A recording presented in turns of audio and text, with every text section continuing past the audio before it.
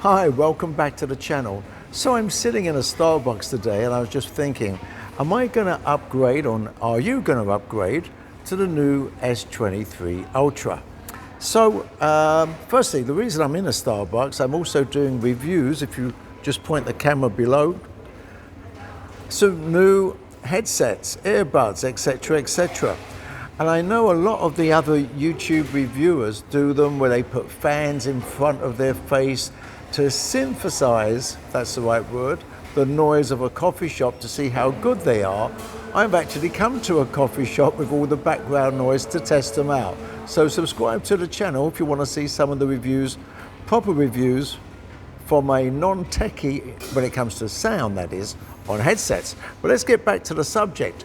Will you be updating to the S23 Ultra? Will I be updating to it?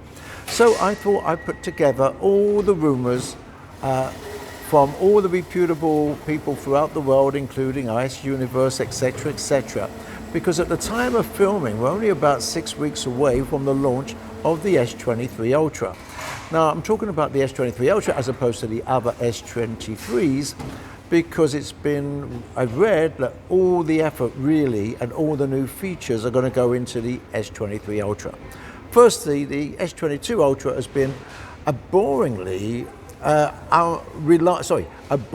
reliable phone with no problems whatsoever, and I've been very, very happy with this phone.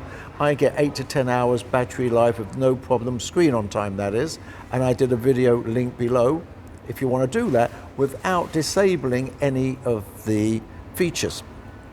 So let's carry on talking about it. So this is what we know so far. So loads of incremental updates. It's going to look pretty much the same as this, available in 4 colors, a fraction bigger, a fraction wider, and a fraction heavier, evidently none of which you're going to notice. It's going to have the new screen from Corning. It's a stronger screen, 25% stronger against drops on concrete. Well, it's a plus, I'll take it. Don't know about scratch proof if that's got any better. It's going to have the new, this is the big one, the new Snapdragon Generation 2 and it's going to be it's modified, it's going to be exclusive to for Samsung. And that's going to have a lot of benefits, which I'll go on to in a few minutes. It's going to be the brightest screen on any phone, period. This has been way bright enough, to be honest, anyway, and it's the second brightest phone on the market as we speak, I believe. It's going to have the same battery as this, the 5,000 milliamp, but it could offer at least 25% more battery, maybe more, because of the processor. It's going to have a brand new glass technology. Don't know much about that, but that in itself will reduce the amount of battery that it needs to run. New S Pen capabilities. It's going to have Wi-Fi 7, the new version of Bluetooth, better vibration motors, better speakers. It's going to have the normal 5-year software updates. That's 4 years of software updates plus another year of security updates. It's going to have a revolutionary satellite communication that's supposed to be way better than the new one that iPhone just brought out. Fast charging is supposed to be improved a little bit. The big one is going to be the camera. A 200 megapixel sensor camera. What that means is for nighttime and dark environments, it's supposed to be phenomenal. Now, as you can see, let me just have a quick look at this. For people with Exynos, I think the change will be enormous, absolutely enormous. I'm just reading down all my other notes here. Right. And it says here, according to one of the leakers, the claims that the Galaxy S23 Ultra the new camera will be the biggest leap in photography during the last 5 years. That's a major claim.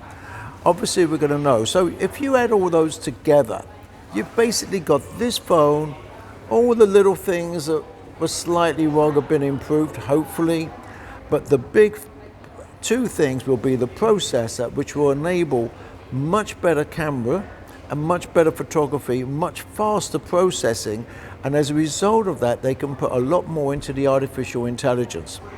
Now, price-wise, it's going to be pretty much the same as last year from what we can tell. So, is it going to be worth $1,000 plus? That depends. If you're a techie like myself, maybe. I would love one new killer feature. I would love a new design. I do like the pixel design with all the cameras being on the top. I think that's nicer, so your finger just goes underneath.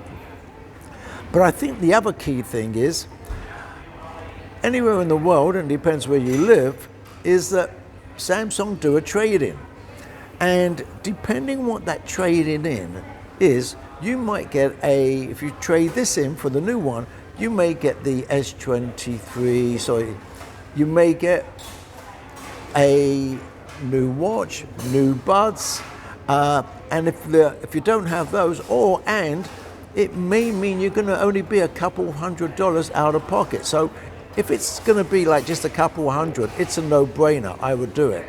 So that part we don't know. What's your thoughts? Will you be getting it? You happy with this phone? I think it sounds a very exciting minor update, but all those updates combined just make it a way better phone, and I'm sure there's going to be some new things, and I just wish there was a one killer feature that I was going to go, wow, I love the new design, or something like that. I can't seem to find that here. The other thing I will mention, in case you didn't know, just let you know, one of the things that annoyed me enormously with Samsung, I'm based in Thailand at the moment, was good luck modules, which were geo-locked. As of 2 days ago, they've now opened them up. So anywhere in the world now, you can get good luck module, which gives you a load more customization and features. Subscribe to the channel. I'll be doing another update in about 3-4 weeks when we know more about this phone. I'll let you know my thoughts, if it's going to be worth the update. At the moment, 50-50. So thanks for watching. See you soon.